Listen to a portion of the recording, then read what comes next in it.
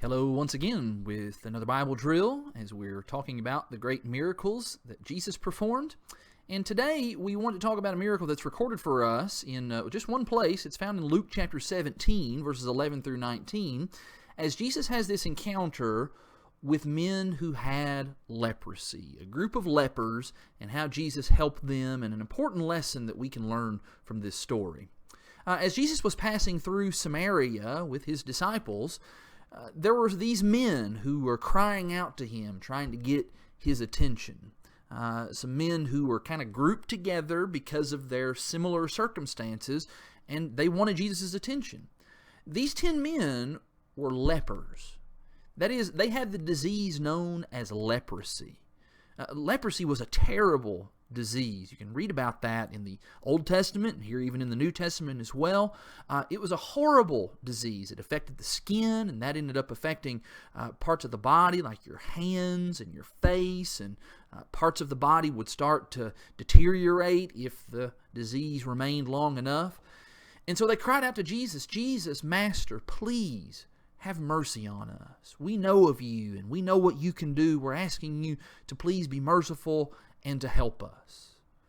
Now, whenever someone had leprosy, according to the Old Testament law, they were required to go and show themselves to the priest. That was important. They needed to let the priest know that they had this disease, that they had this terrible affliction, because the priest needed to examine them. And upon examination, if the priest found that the leprosy had indeed spread throughout their body, then that leper had to go and live outside the city.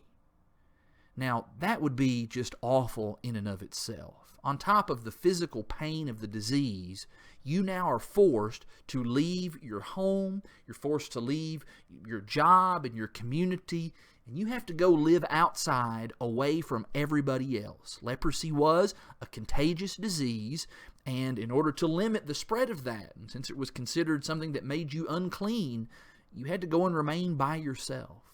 It'd be a terribly lonely and painful way to live. The only people that a leper could be around then was who? Yeah, other lepers. Since leprosy was contagious, the only people that you could be with was other people who were suffering the same way. Again, that's just a terrible and sad way to have to live. And so on this occasion, Jesus encounters 10 men who were just like that, all 10 of them, living away and apart from the rest of society, living as lepers, suffering as lepers. And so, as they ask Jesus for help, Jesus then has mercy on them. He gives them instructions, and what he tells them is he says, you need to go and show yourselves to the priest. That's what the Old Testament law required, and so Jesus says you need to do that. Go and show yourselves to the priest.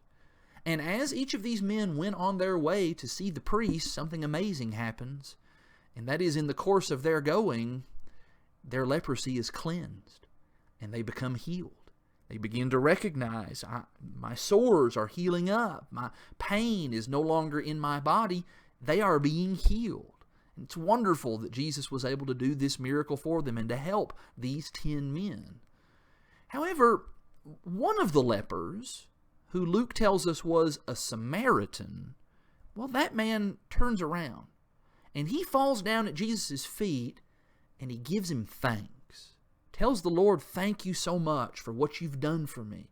Thank you for healing me. Thank you for doing what nobody else could have ever possibly been able to do. Now, that catches Jesus' attention, the fact that this man came back. Because Jesus is disappointed at the fact when he realized, well, wasn't there 10 of you? Where are the other 9? Why didn't those other 9 come back to give their thanks for the good thing that had been done for them? Well, there's probably lots of reasons as to why those 9 didn't return. Maybe they were just so excited about being healed. Maybe it's because they were so busy getting caught up in obeying what Jesus told them to do, which was to go to the priest.